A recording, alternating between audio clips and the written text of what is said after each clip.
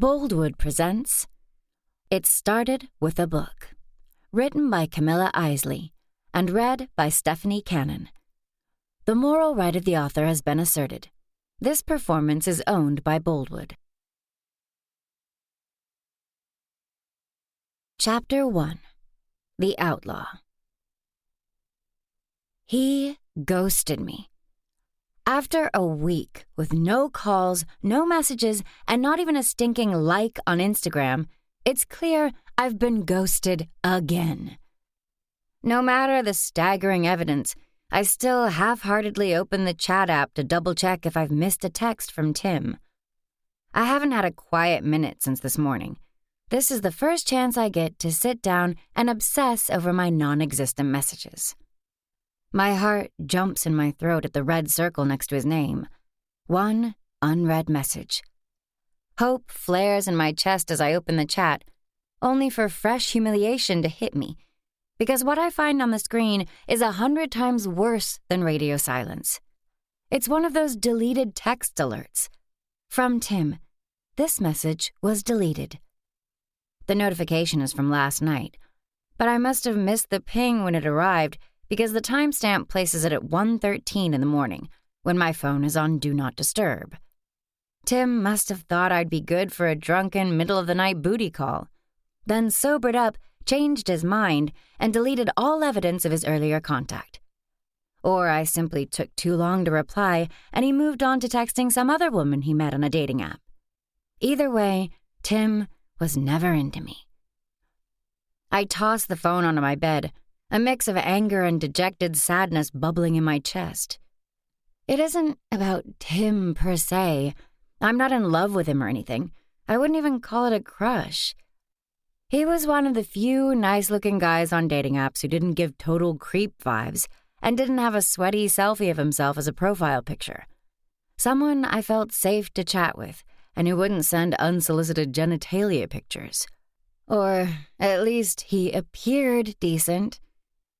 I roll over and bury my face in my pillow, letting go of a frustrated scream. I can't believe I fell for it again. That I trusted a seemingly good guy saying all the right things while meaning none of them. By the second date, they're all ready to promise me the moon. By the third date, they seem eager to introduce me to their friends and families. Then we have sex and there are no more dates. Instead, I get a one-way ticket to Ghost Town. Either I really suck in bed. I'm no sex goddess, but I'm pretty sure I don't qualify for disaster in the sack status. Or all the guys I've dated were only after a night of fun and nothing else. That's it. I won't have sex ever again until I'm married. Or at least until I have a diamond ring on my finger. Ha ha, as if. I can't even get a guy to take me on a fourth date, let alone propose to me. For a moment, I allow myself to wallow in self-pity. How could I be so naive, so desperate for attention that I fell for the oldest trick in the book? And now, here I am, classic me, spending another Friday night solo. No hot date, no other plans. Pathetic as I am, I'd wanted to keep my schedule clear in case Tim asked me out. I spent an entire week waiting by the phone for a call from a guy who was never going to call me. The only consolation is that even if I had made other plans, I wouldn't be better off. Most of my friends are coupled up, and the only more dreadful option than spending the night by myself moping would be to pass it among googly-eyed couples. I should have gone home to see my parents. I have to go on Monday anyway for their 30th anniversary. Talk about impossible relationship goals, because they refuse to celebrate on any other day than the actual date of the wedding. But besides holding out for Tim, I also didn't want to cancel my Monday morning meeting with my grad advisor. Still, if I'd known this was how the weekend was going to go, I would have asked Dr. Hammond to reschedule. But now it's too late. I can't send him an email on Friday night after hours to cancel a Monday morning meeting. It would be too short notice, unprofessional. My last remaining single friend, Ivy, has disappeared on me as well lately. Not entirely her fault. Until the beginning of summer, we were roommates here in Evanston, a suburb 30 minutes north of Chicago, where I go to grad school. We shared this small studio apartment until June, but she moved to the Loop when she got her master's degree. She's a year older than me. Living under the same roof created a unique bond between us, one that's hard to replicate now that we're apart. She's busy with her new job. The start of the school year has been a whirlwind for me. I'm getting my master's in computer science with a specialization in artificial intelligence. Add that the trek to downtown Chicago on the Metro takes forever and vice versa, and understandably, we're not as inseparable as we once were. Still, it's worth a try. I text her. To Ivy.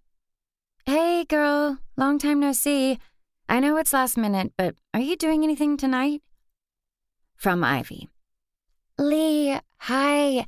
You read my mind. I was about to text you. I have so many things to tell you, but tonight I can't, sorry.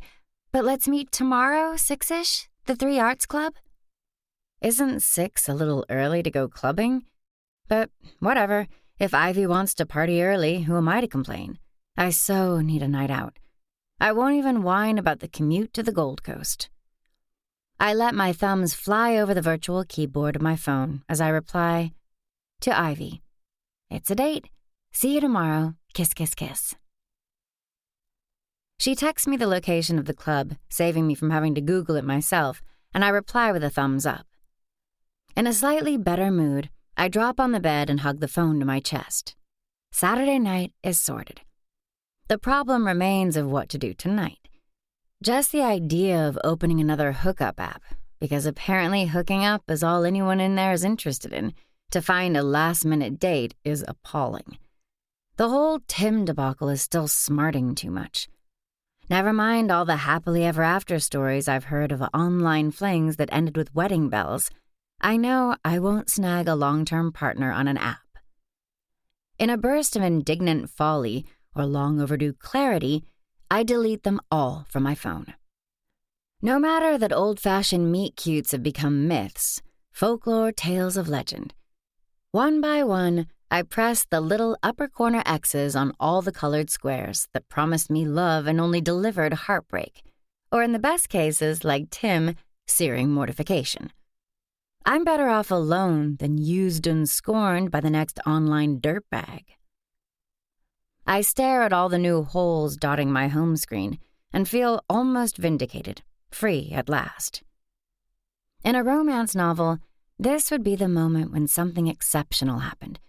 The heroine has just renounced dating, so of course the apartment above her would flood. The leak so severe her ceiling would collapse, and the impossibly handsome new neighbor from upstairs would literally fall in her lap. In reality, the sky isn't about to open, and the man of my dreams is not about to drop from the heavens like a fallen angel. I throw a shady glare at my ceiling. I doubt having Mr. Calvin, my 90-year-old neighbor from upstairs who's lived in the building since before I was born, fall in my bed would make for an epic romantic moment. At most, a hip replacement and noisy reparation works. Since a fabled meet-cute isn't on the cards, I resign myself to a quiet night in. I could turn the evening productive and finish a paper for my statistical language models class. But honestly, the only thing more pathetic than being alone at home on a Friday would be to be alone doing homework. I deserve at least a dash of second-hand happiness. I hop off the bed and go to my bookcase, searching the shelves for something to read on my never-ending TBR. On my meager grad student income, I can't afford to buy many new books, but I love to shop at thrift stores. And I have a small book talk account where I post book reviews, so sometimes I receive unexpected book mail. My fingertips brush the spines on the top shelf, which is reserved for the newest arrivals. I read the titles in search of an inspiration that isn't coming. The latest YA enemies to lovers from my favorite author? YA usually is low on the spice, and I'm in the mood for something steamier. A fairy romantasy? That should bring on the steam, but the world building might take too long before it gets to the good stuff. Maybe some adult contemporary? A thud draws my eyes to the floor, where a book has just tumbled at my feet. I pick it up and study the cover. The binding looks a little worse for wear. The author's name and the title are scratched away, unreadable, but the silhouette of a faceless cowboy is still discernible on the cover. I flip the book open, and it goes straight to Chapter 1. The initial pages where the copyright and publishing info should be are missing, torn off. Even if I often shop at secondhand bookstores, I don't remember buying this book. Also, I emboss all my novels with a cute, customized stamp Ivy got me last Christmas that has my book talk handle on it. Despite the lack of front matter, if the paperback had been mine, I would have embossed page 1. Maybe the book is a leftover from when Ivy was living here. Some of her socks still magically come out of the dryer in the basement sometimes. I recognize them as hers because Ivy only buys socks with ridiculous prints. But she has excellent taste in books, so if this is one of hers, it should be good. I read the first line. The return of Killian St Clair, the cowboy who'd left as a scrappy 18-year-old and come back as a ravishing billionaire, was the talk of the town. But all Leighton could remember was the cocky teenager who challenged her at every turn. Uh-huh. A cowboy romance with a hot billionaire and high school nemesis? Perfect. Ravishing is exactly the kind of romance hero I need tonight. And the protagonist is called Leighton, like me. If that's not a sign I should read this book, I don't know what else could be. I consider getting my annotating kit, but nah, I just want to read and relax. If I really love the book, I can annotate it later and make a video. I've been posting on TikTok almost every day in the summer, but since school started, I haven't had time to read much or review the few books I've finished. I get ready for bed and curl under the covers, letting my mind slip into a fictional world where happy endings are always guaranteed. Soon, I get to the meet-cute scene. "You're trespassing," a gravelly voice informed her. Despite both of them being on horseback, Leighton still had to look up at the man towering over her from the saddle of his black stallion. Killian St Clair was eyeing her from under his cowboy hat, gray eyes of steel almost entirely concealed in the brim's shadow. "I don't see any fences," she replied. "How can you tell this is your land?" His beautiful, cruel mouth twisted into a smug smirk. "Oh, I can tell." I adjust under the blanket, already knowing I'm going to love this story. I'll suck up the enemies to lovers tension like a vampire drinking straight from the vein. Flipping through page after page, I read until my eyes are red and my lids heavy. Still, I push through. The tension is just too high. I want to at least get to that first kiss scene. But just as the conflict escalates and the heroine is about to confront the cocky billionaire, the pages turn blank. I frown, turn another page. Still blank. I quick flip the rest of the book, but it's only blank pages. What the? Was there a printing error? Is that why the front pages were torn? Someone got mad and ripped them off in frustration? A giant yawn interrupts my thoughts. I'm too tired to speculate on mysterious, authorless books with 3/4 of the story missing. My lids are sliding closed. I reach out to flip off the nightlamp, welcoming the darkness. The book slides over my chest, and I fall asleep with it still in my hands. But even in my dreams, I don't let go of the story. Suddenly, I'm its protagonist. I'm the heroine entering the local bar, the outlaw bar and grill, about to have a showdown with the infamous resident billionaire cowboy. It's as if my brain has decided to finish the narrative I was robbed of. The inside of the bar is dingy and smells like cheap alcohol and bad decisions. But even in the semi-darkness, my eyes zero in on Killian St Clair sitting at the counter, draped on a stool with an air of careless arrogance.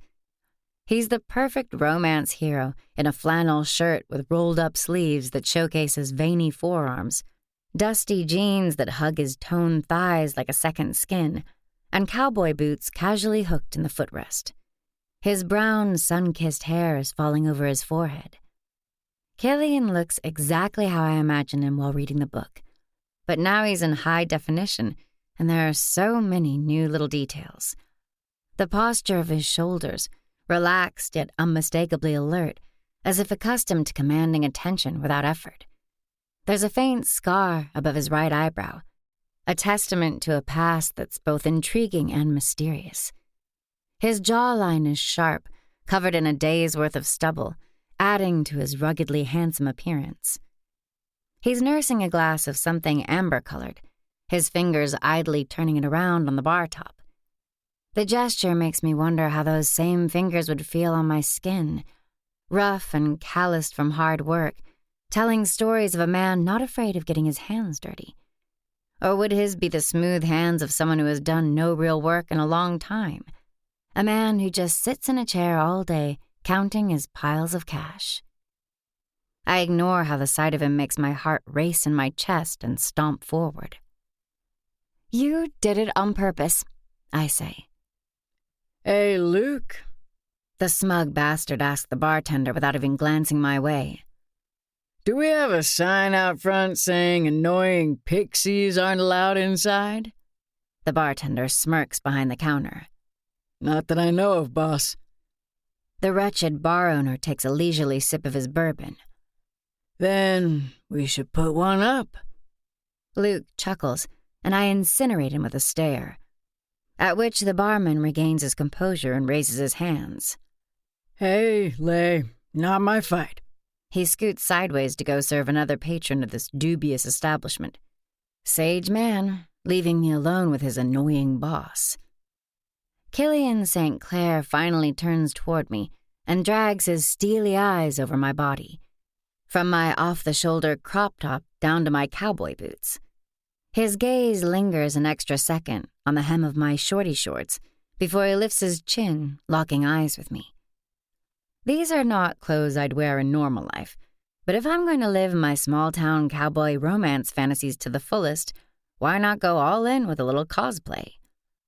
My nemesis raises an eyebrow at me. "Nice boots, Spoon."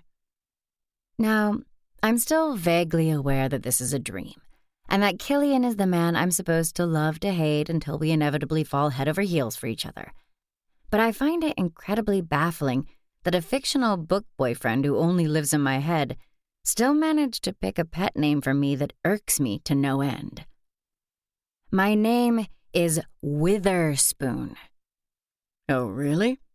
He takes another impossibly slow swig of bourbon.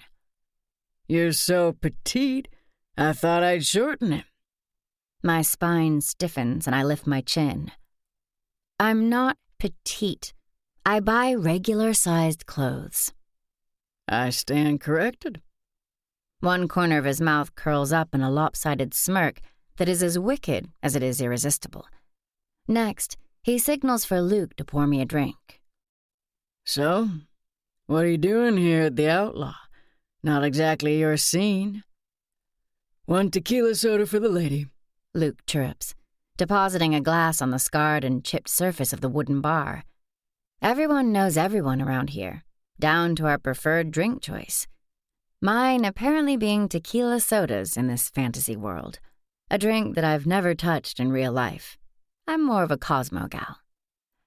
No, thank you. I push the cocktail back toward Luke. I'm not here to drink. "What for then, Spoon? This is a bar, if you haven't noticed." Killian's grin turns feral. "Unless you're here to pick up some company for the night, in which case—" Finish that sentence, and I'm going to have you by the balls, and not in any way you'd like. Whoa, I like fantasy me. Fierce. Still moving deliberately slowly, Mr. Cowboy gives me another sultry once-over before nonchalantly going back to drinking his bourbon. Only this time, he takes long, drawn-out swallows that have my nerves on edge. To avoid turning into a total cliché, I avert my gaze from his undoubtedly sexy throat and bobbing Adam's apple as he drinks. Instead, I concentrate on the tips of his ears. By any standards, ears aren't sexy. Killian finally drops the empty glass on the counter with a loud thud, and I judge it safe to stare at his devilishly handsome face again. Our eyes lock, and my stomach flips. Direct eye contact with Killian St Clair might never be safe. He stands up and has to lean down considerably to whisper in my ear. You'd be surprised by what I like, Sugar Spoon. A shiver runs down my spine, while the skin on my neck blisters in the wake of his warm breath caressing down it.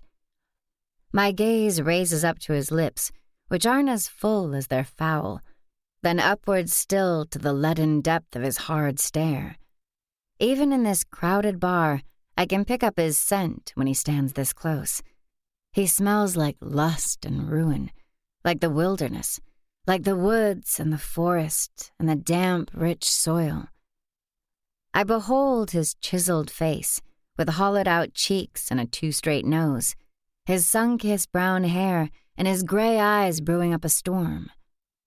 If I lifted my chin by a mere inch, I could finally kiss that sinful mouth of his. But then he straightens up, and the moment is gone. Good night, Spoon.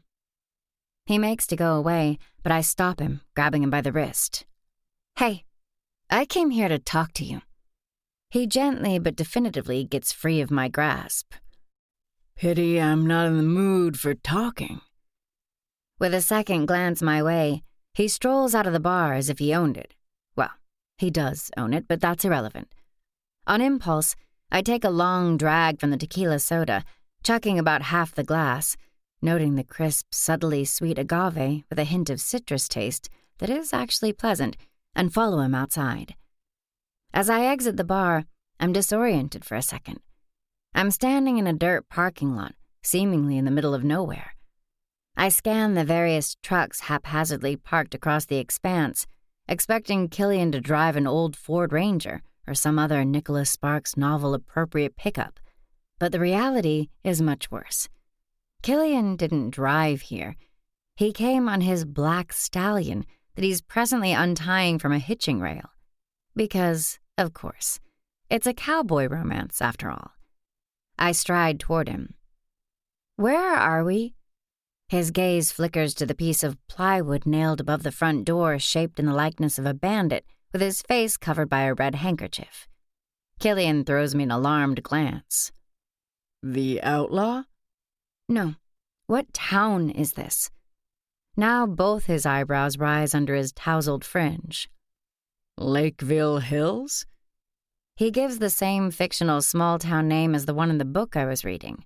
I chuckle. Of course.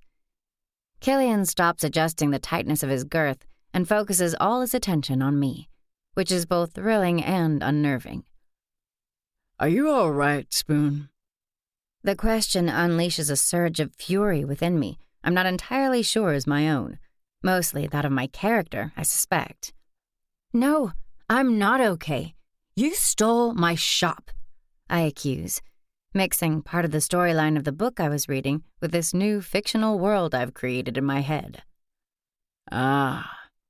Killian goes back to fixing his saddle. You couldn't be content with owning half the stores in this town. You had to take the one I wanted from my bakery. FYI, I don't bake. Killian St Clair keeps completely still, so much so that for a moment I think he has turned to stone. When he faces me, his features are unreadable. Tell you what, I'll rent it back to you, but only if you ask nicely. I don't want to rent the shop. I wanted to own it. I was just waiting for the bank to approve my loan. Those inscrutable gray eyes are fixed on me, causing a churning low in my belly that's unsettling. Make your business profitable for 2 years in a row, and I'll sell the shop back to you at the same price I got it. With a preternaturally graceful move, he hoists himself up on the stallion. But only if you say please. I glare at him. Is this just a game for you? No games, only business, sweetheart. His voice is low and smooth as he reins in the horse. And maybe a sprinkle of fun. Fun for whom? A smirk dances on his lips. Let loose, Sugar Spoon. You might enjoy the ride as well. He winks at me before kicking his stallion into a loping canter toward the hills in the distance. I watch him disappear into the setting night and keep watching until the trail of dust he left behind is dissipated too. And then I wake up. Chapter 2. Coupled Humans' Wisdom. Being back in the real world feels strange. I blink, still dazed by the too realistic dream. I swear I can still feel the dust from the parking lot in the back of my throat. I pull up on my elbows, sending the book I was reading last night tumbling to the floor. I pick it up and examine it again. The battered exterior doesn't match the modern plotline and setting. You're a mystery. I trace my finger over the faceless illustration of the cowboy on the fading cover. Killian St Clair, I'm not sure if I like you, but if you were real, I'd love to find out. I flip the pages to check if the second half of the book is still blank, and it is. But as I return to the last chapter, it's no longer the one I left off at last night. There's a new chapter matching exactly what happened in my dream. No, that's impossible. Maybe last night I was so tired I was already half asleep as I read the last chapter, and then I dreamed about it too. Yes, that must be what happened. Should I reread it just to make sure? No. As much as I would like to stay in bed all day fantasizing about a hot cowboy who doesn't exist, real life calls. I drag myself out of bed and shuffle to the kitchen to make breakfast and prepare for a boring day ahead of catching up on homework and chores. At least tonight I have a fun outing planned with my best friend. I finish my paper for my statistical language models homework and then get lost for the rest of the day in the research project that's the focus of my grad studies. A natural language processing engine driven by AI technology that can write riveting prose. No, I'm not trying to replace human authors. I've just combined my two greatest passions in life, reading and computer science, to build a tool that will foster creativity, not kill it.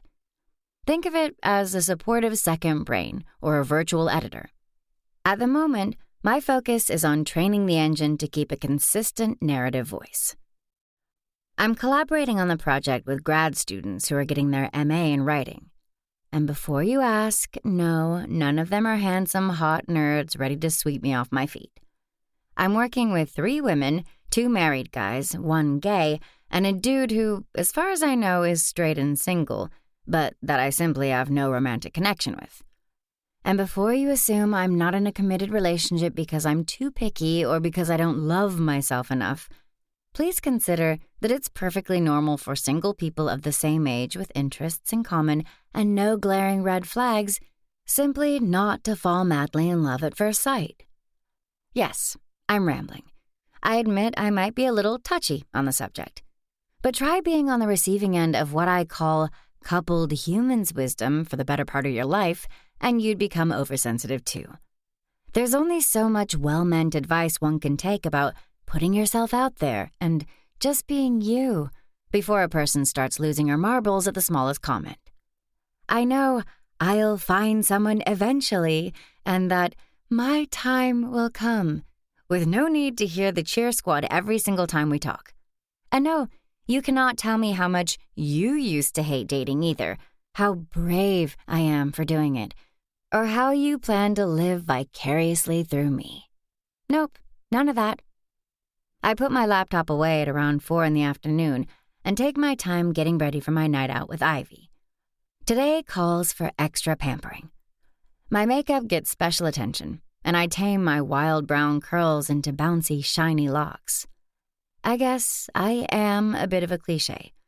After years of hearing how I'm supposed to stumble upon my one true love when I least expect it, I like to be prepared. I put on a purple sheath dress with a wrap skirt and high-heeled nude pumps. I finished the look with a clutch and a light jacket, since the weather in Illinois has been mild this September so far. From my apartment, I walk to the closest metro station, take the purple line to Howard, where I switch to the red line until Clark. The entire journey takes about an hour, but tonight I'm happy to make the trip. I use the time to post a meme about never-ending TBRs on Book Talk, and to reply to comments on older videos. But mostly, I scroll my For You page until I reach my stop. Ivy texts me that she's waiting for me inside the club just as I'm getting out of the station. I hurry down Clark Street, shivering a little in the chilly wind that has picked up while I was on the train. Heavy clouds mass in the distance, potentially threatening showers for later. I don't care. It could literally rain on my parade tonight. I'm still going to keep positive. My optimistic attitude gets a little sidetracked when I read the full name of the bar Ivy has chosen. The Three Arts Club Cafe. Cafe being the scary word here. Did I misinterpret our plans? Did she want to just meet for coffee? I enter the old brick building, which turns out to actually be a fancy furniture store, and look around, a little disoriented. But as I make my way into an indoor courtyard where the club is located, at least the place looks like a posh combination of a coffee house, a wine bar, and a traditional American restaurant. Under a glass and steel ceiling, tables are scattered amidst trickling fountains and huge vases with olive trees. Glimmering chandeliers spark extra light on the scene. The artificial illumination much needed today, seeing how the sky outside keeps getting darker and darker. As I search the tables for my friend, I keep hoping we're here mostly for the wine bar part of the establishment. Ivy spots me first and calls out, waving at me and beaming. A wide grin spreads on my lips in response. It's been too long since we hung out, but her moving downtown really made it harder to meet up, as per the 2-hour round trip. I cross the large indoor courtyard toward our table while Ivy stands up to hug me. My smile falters when I take in her clothes. She's wearing sophisticated matching sweatsuits in cream white, while her dark blonde hair is up in a deceitfully messy top knot. And while the outfit looks fancy enough, it sure doesn't scream girls' night out. She gives me a gentle squeeze, and I inhale her familiar scent of jasmine and lavender. When she pulls back, she stares down at my attire, her eyebrows raising in her forehead. "Did you dress up like this just for coffee?" Poof. All the hopes and dreams I had pinned on this night evaporate. My entire body flushes with embarrassment, but I make a conscious effort not to let it show. I keep my bright smile in place, straining my lips until my cheeks hurt. "Of course not. I have a date later." The lie slips out almost too naturally for comfort. I don't know why I lied. Ivy is the friend I used to share every humiliating first date and cringe moment with. 2 months ago, I would have told her the truth. But something about her casual but expensive outfit has me on edge. She must have plans for later, but they're clearly not with me. Ivy's eyes widen in surprise, but then she grins slyly. "Ooh, spill the tea. Who's the lucky guy?"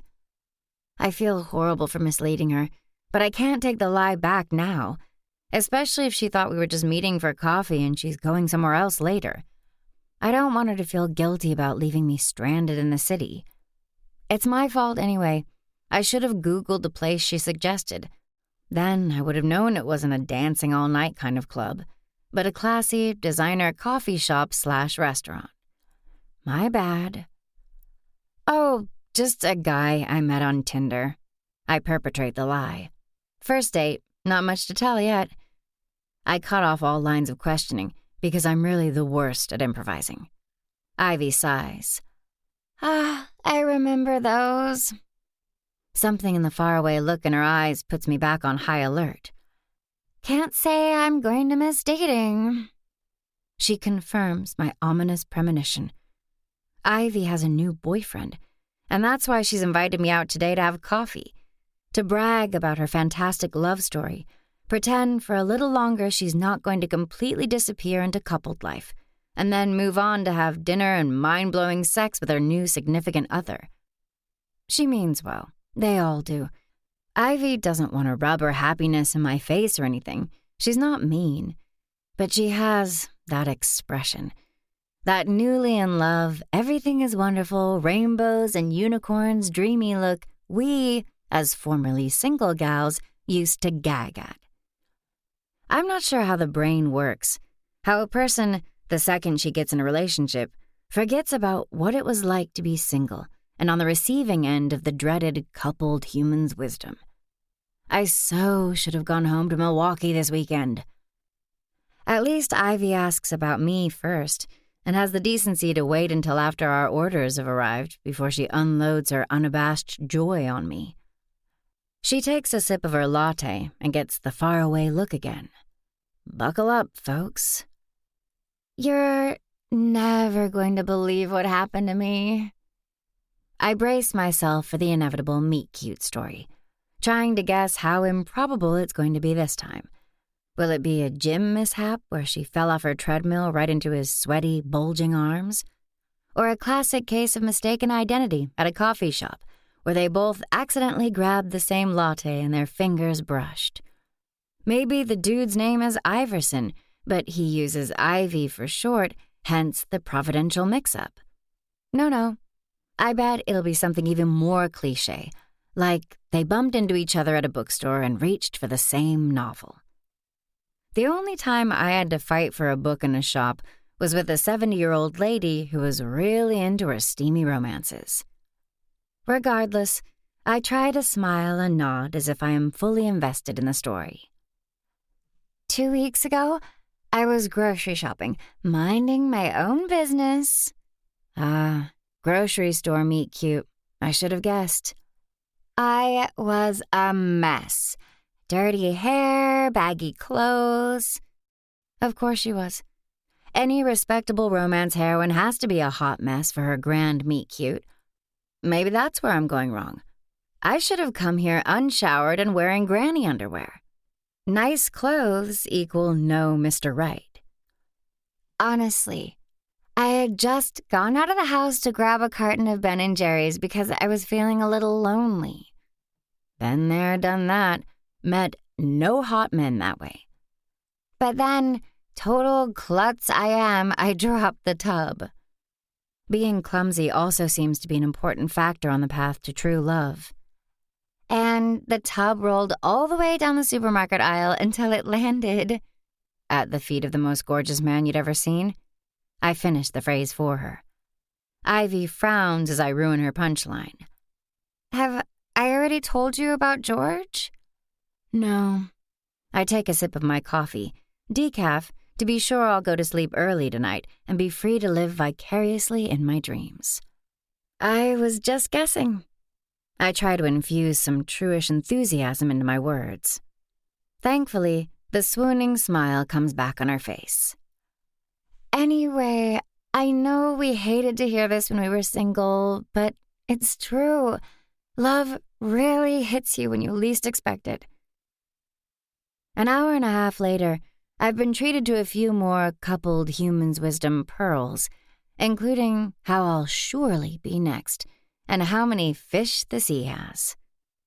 When the inexplicable matchmaking instinct newly coupled people get to cure everyone near them of their singleness kicks in, I even agree to go on a double date with Ivy, her boyfriend, and his brother. Just in case my Tinder meetup tonight turns out to be a bust, which, seeing how the date is made up, is a given. Ivy's enthusiasm is uncontainable. She promises George's brother will doubtlessly be perfect for me. If I had a proverbial dollar for every time I heard that phrase. But I go along with the plan because I've learned it's just simpler. Give the newly coupled a few misfires and they'll leave you alone, eventually. Once I surrender to the double date, Ivy discreetly checks her watch. What time is your dinner? This probably means she has to leave soon to go have all that mind-blowing sex with her new boyfriend. I pretend to look at the time on my phone. Oh, I should get going if I don't want to be late. Should we ask for the check? Ivy believes me or pretends to believe me. We split the bill and exit the building together. Outside, it's gotten even colder. We hug goodbye on the curb before her boyfriend pulls up in front of the cafe in a perfectly timed fashion. She apologizes for not introducing me right away, but she doesn't want to rush it, and we have our double date to look forward to anyway. Yay! Blind dates set up by friends and family suck even more than their well-meaning advice. Ivy gives me a last squeeze and hops into the car, a stylish black Mercedes. I only get a peek at the handsome man at the wheel. Don't worry, I've seen plenty of pictures on her phone and can certify his sexiest man alive status. A flash of gray eyes and upturned full lips pops into my head. The sexiest, Sugar Spoon? I said alive. I chided the mental image of Killian. Dream men don't count. The Mercedes merges into traffic, and the second they turn the street corner, the sky opens and a torrential downpour pummels down on me. Again, in a romance novel, this would be my moment. The heroine has reached a new rock bottom. She's standing shivering under the pouring rain without an umbrella and dressed in fancy clothes she had no reason to wear. She's the last remaining single person in her circle of friends, a true Highlander. Surely now something magically romantic must happen. A handsome stranger is bound to appear out of nowhere. He'd also be without an umbrella and getting soaked, but he'd still offer her his coat. They'd stare at their drenched selves and laugh, leading to a chance encounter that would change their lives forever. But this is real life, and as I hurry down the street in the deluge, no handsome strangers are waiting for me in the rain. Just a car cutting a corner and spraying dirty street water on my bare legs and nude pumps that will almost certainly be ruined now. Chapter 3. From Scratch. At home, I take a long, soothing hot shower and eat a simple dinner of instant chicken noodle soup. Then I'm ready for bed. Snuggled under the covers, I pick up the cowboy book from the nightstand. I open it, almost expecting a new chapter to have popped up, but of course it hasn't. I close the novel again. I could search for something else to read, but honestly, I don't want to read somebody else's love story, get lost into a narrative where I'm not the protagonist. I prefer to dream about my own imaginary romance. I hug the book to my chest and close my eyes, willing the fog of sleep to take over. It takes a while, but eventually, memories and fantasies swirl together until I become lost again in a world of my own making. This time, it's daylight in Lakeville Hills, and I'm standing behind the counter of a bakery, hands sunk deep into a ball of dough. I stare down at myself clad in the most ridiculous baking attire I've ever seen. Shorty-shorts again, of course, a red and white checkered shirt tied in a knot over my stomach that leaves my belly button exposed, and high-heeled clogs. Who bakes in high heels? Dreamland me, it seems. None of my curls are falling over my eyes. I catch my reflection in the display case to confirm that my hair is being held back by a handkerchief hair tie secured in a pretty bow just above my forehead. I stare around at the shop, presumably the one Killian rented to me after stealing ownership of the lot. The walls are covered in strips of brown paint and pastel pink, like the kind on the inside of chocolate boxes, while the floor is made of white tiles and a basket weave pattern with black accents. Wooden tables and chairs are arranged in a variety of shapes and sizes around an extra-long counter where two glass cases display an array of pastries, cakes, and cupcakes. The place smells like a gingerbread house and coffee, and it's adorable, but dishearteningly empty of customers. I'm not entirely sure what to do. I pinch a small piece of the dough and taste it, confirming it's some sort of sweet preparation. Should I attempt to finish whatever this version of me was making? I wouldn't know where to start. Thankfully, the me in Lakeville Hills is well organized and has a handwritten recipe book open on the counter. Cinnamon buns, improved recipe, the annotation at the top of the page states. So, in this world, not only do I bake in heels, but I also make up my own recipes. I quickly scan the instructions, which inform me I should knead the ball of dough for 8 to 10 minutes. I'm not sure how long I've been kneading it, so I decided to give it the full 10 minutes. In for a penny, in for a pound of cinnamon gooiness. I check the time on the clock mounted on the wall opposite the counter, 6:30. From the way the sun is hanging low and warm in the sky outside, I'd say 6:30 in the evening. "All right, boss." A woman comes out of the professional kitchen at my back, making me jolt. "I'm heading home. Do you want me to switch the sign on the door to closed?" A pang of relief squeezes my chest. Maybe the shop is empty because we're near closing time. "Yeah, please do that. I have no idea what her name is." "Thank you." "All right. Have a good evening, Leigh." The woman gives me a weirded out glance, but proceeds across the shop toward the exit. "You too. Bye." I lower my gaze to the dough to avoid making eye contact again, even more embarrassed that I don't know her name. The bell over the door chimes. "I'll take care of that, Susie," a deep, masculine voice says.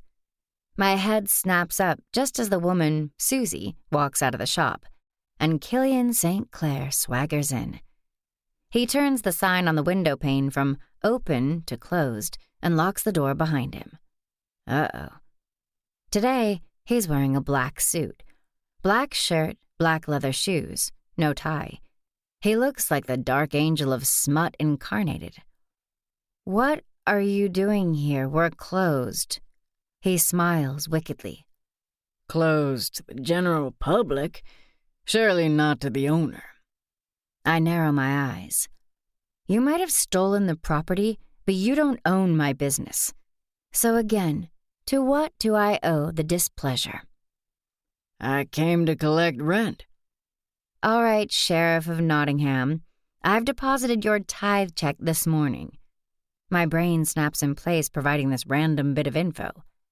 "So you can go count your doubloons or whatever it is you do when you're not busy trying to ruin my day." Killian chuckles. "You're cute when you're annoyed." I roll my eyes and turn my attention back to the dough, which is no longer in a nice round ball, but it's being splattered in a death grip. "Is there something else you wanted, or are you done messing with my peace and quiet?" He leans against the register, crossing his arms over his chest, his eyes lower to my hands. "Aren't you mishandling that poor dough?" I drop the sticky ruin onto the counter and glare at him. "I was doing just fine before you walked into my shop." "You mean my shop?" He flashes me annoyingly white teeth. I roll my eyes and grab a pinch of flour to dust my hands off. "Fine. Your shop, my business. Now that we've established rent has been paid, is there anything else you need?" He shakes his head. "Nope. Just came to check on things. Make sure everything is running smoothly." He takes a seat on one of the stools that line the other side of the counter. "What are you making?" "Testing a new recipe for cinnamon buns." "Oh, my favorite." I flash him a viciously sweet smile. "Pity you won't taste any." He smirks. "Of course I will. You need an expert's opinion if you're trying a new recipe." I sigh. "Whatever I say, you're not going to go away, are you?" "Nope." He opens one of my display cases and pops a mini donut into his mouth. "That's $2.50. Killian shrugs. "Add it to my tab." "You don't have a tab here." "I do now." Ugh, this man is so insufferable, so frustrating. On impulse, I grab another pinch of flour and throw it at him. The shocked expression on his face and consequent sneeze are priceless. While he's busy cleaning himself off with a paper napkin, I transferred the reformed dough ball into a well-oiled bowl, as per the recipe instructions, and cover it with plastic wrap and a kitchen towel. When I turn around to place the bowl into a turned-off oven in the kitchen, I find Killian standing behind me. He drops his hands on the counter, one on either side of me, effectively caging me in. The only thing providing a sliver of space between us is the bowl in my arms. "What are you doing?" He flashes me a grin, the evil kind. "You ruined my suit." "I'm sure you can afford more designer suits." "With all my ill-gotten doubloons?" He leans in ever so slightly, but in our current state, even half an inch makes all the difference. The heat between us is palpable. So much so, I'm worried the dough in my hands won't simply double in size. It will grow to fill the whole shop.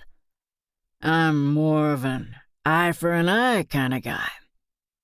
While I was distracted by his proximity, he must have reached behind me and coated his right hand in flour, because now he smears it over my face. His fingers spread the powdery substance over my cheek and then down my nose to my mouth. His thumb lingers on my lower lip especially long, doing a thorough job of spreading the white powder. Revenge accomplished, Killian drops his hand back on the counter, a self-satisfied smirk curling his devious mouth. My heart is pounding at 1,000,000 beats per minute, but I'm not about to let him see that. Since I'm still holding the bowl and have no other means to clean myself, I lean forward and wipe my face as best as I can on his black shirt, mouth and all. I meant the move to be retaliation.